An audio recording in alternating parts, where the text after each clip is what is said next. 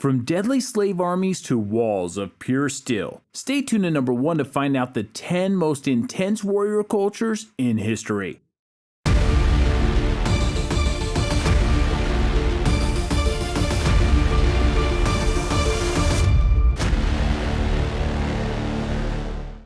Number 10. Samurai.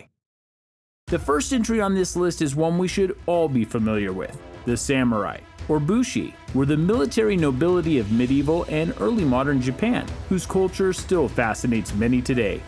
The golden era of the samurai is often thought to be the period of Japanese history dated from 1550 to 1615, during which time the warriors reached the zenith of their powers. The samurai were heavily armed, highly skilled, and unmatched with a sword. Their sword, the mighty katana, was often called the soul of the samurai and is one of the sharpest swords in the world, sharp enough to slice a man in half. The samurai were also incredibly skilled with the bow, and in combination with the sword, they were a formidable force.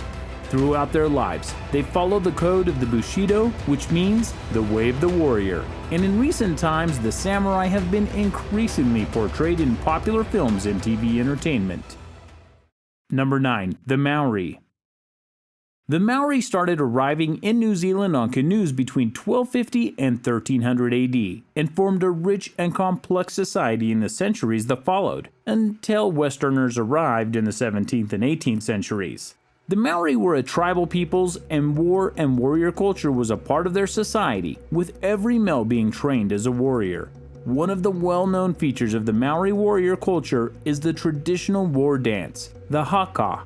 This involved chanting, stamping feet, sticking tongues out, and bulging eyes.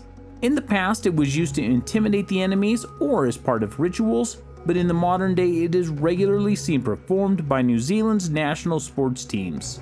Another attribute of the Maori culture was war strategy, fighting in groups called hapu, which rarely consisted of more than 100 warriors. When attacking an enemy settlement, they took the women as war prizes and often killed all the men to try to make certain that no tribesmen came seeking revenge. They would take and try to preserve the heads of their fallen enemies. This is clearly not a force you would want to be defeated by. Number 8. Aztec. One of the greatest and fiercest warrior cultures in South America were the Aztecs. Much of their society revolved around warfare, and it impacted people of all ages. But before we learn more about the Aztec culture, take a moment to like this video and subscribe to Zero to Hero. Don't forget to click that little notification bell too, so you can always stay up to date on our newest videos. At birth, young Aztec boys received 2 warrior symbols, a uniquely designed shield placed in his left hand and an arrow placed in his right hand, both of which would then be taken, along with the boy's umbilical cord, to a battlefield to be buried. As the boys grew older, they would become part of the Aztec military. The military was split into 2 groups.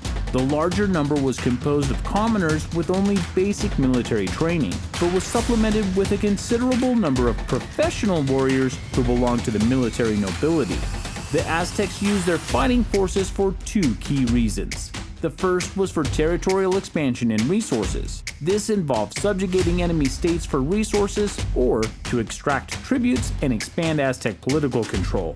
The second reason was tied to their religious and social beliefs. To advance in a warrior culture, you would need to be successful in fighting, which involved going to war.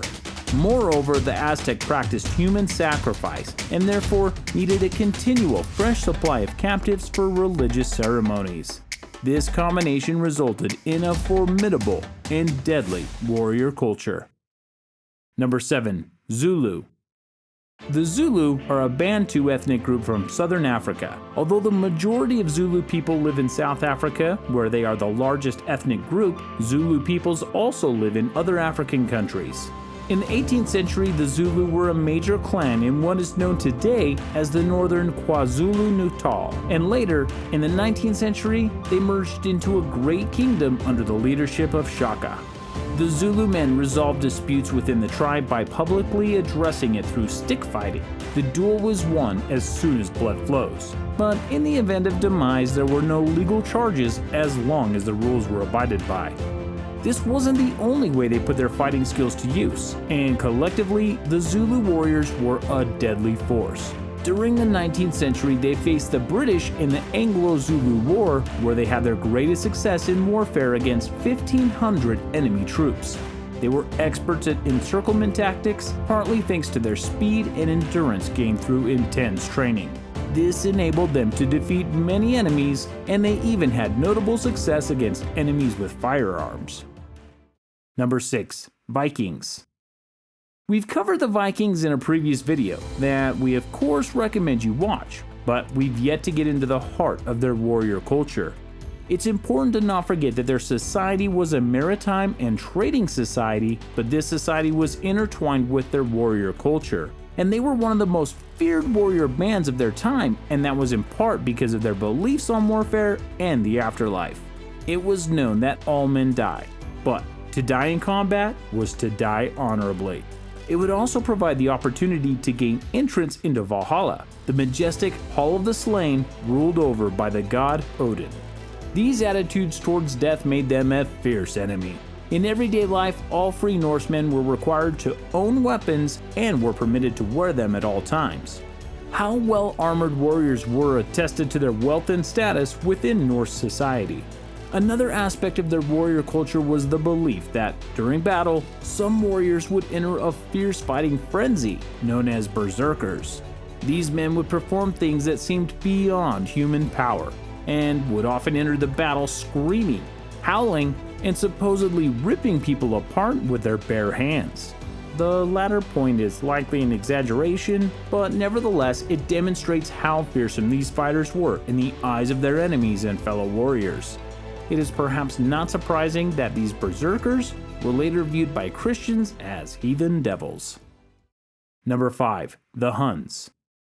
The Huns were nomadic people who lived in warrior bands in Central Asia, the Caucasus, and Eastern Europe from the 4th to the 6th century AD. They established a vast, if short-lived dominion in Europe known as the Hunnic Empire.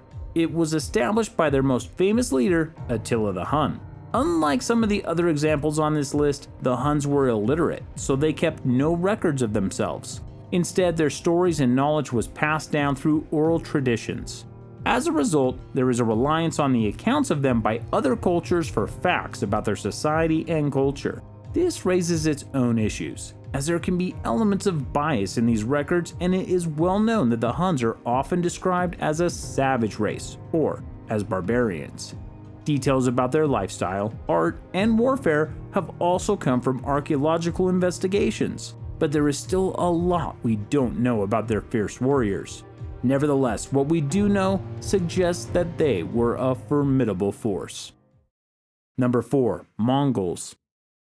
As the greatest warrior culture of their time, the Mongols were a deadly force, who often defeated larger armies by using their superior tactics and experience. We've already covered some aspects of Mongol culture, and we have a great video focusing on Genghis Khan that you should also check out. In the Mongolian language, there is no separate word for soldier, and this is a good example of how their warrior culture was synonymous with everyday life. They were very skilled horse riders and bowmen, and the hordes of the Mongol riders were not a force you'd want to stand against. Their military tactics were excellent. On occasion, it's believed they'd stuff dummies and mounted them atop horses to help mislead their armies on the amount of warriors they had. They were also known to tie sticks to their horses' tails to raise enormous dust clouds to give off the impression that a large number of reinforcements were coming. A great tactic if you're fighting a larger force. In all, the Mongolians spent a lot of time training for war. Their civilian activities often mirrored military training, and this resulted in a formidable force that laid waste to tribes and states and whose empire stretched across the Eurasian continent. Number 3. The Assyrians. The Assyrians lived in and ruled the Assyrian Empire, which, at its height, covered a significant amount of the Levant and the Near East. They were a formidable force that destroyed many rivals, and this has caused some to refer to them as the first superpower in the ancient world. It's widely believed that the Assyrian warrior society grew out of the need to protect their region of agriculture and urbanized settlements. However, once they had the military mindset, it was only a short step towards using their military power to subjugate others and expand their domain. Over time, the military aspects of society became synonymous with everyday life. They had excellent siege and battle tactics and had a significant arsenal of weapons to call upon. Some of the archaeological evidence that has survived attests to the great deeds of some of the warriors, and this is suggestive of how successful warriors were held in high esteem for their accomplishments. For the ancient civilizations that fought against the Assyrians, they were a mighty force, one you would not want to battle against. Number 2. The Mamluks. The next entry on this list is a little different from the others described so far.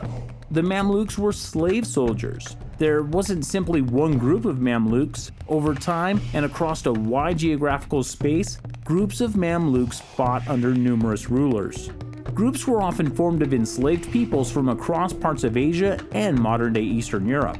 In some places they were viewed as being above normal slaves, but in others they were prohibited from carrying weapons.